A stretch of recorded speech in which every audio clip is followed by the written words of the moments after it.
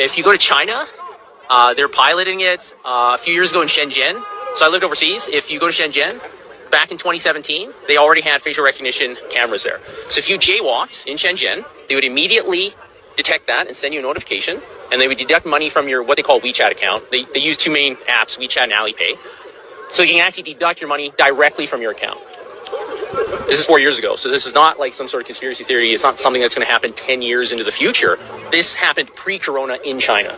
And so this system in China that exists is extremely advanced. They can detect if it's a man or a woman. They can guess your age. They can detect what kind of car model it is, who the manufacturer is.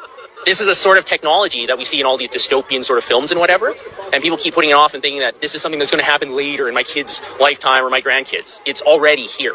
And if this gets implemented anywhere, especially in a Western nation, it's not going away. Israel is already talking about the fourth shot.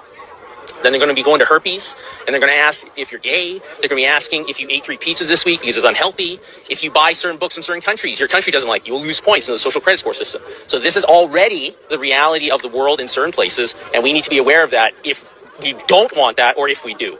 And to be perfectly honest, anybody who wants this vaccine passport, it's a misnomer. It's total control. Everything you do or don't do will be calculated to the point where if they can detect your GPS signal, if you have a phone on you, they can detect who you're hanging out with. Oh, you're hanging out with somebody that said something bad 9 years ago on Weibo, okay, like a Chinese equivalent to Facebook or something like that, right? Oh, you lose 2 points.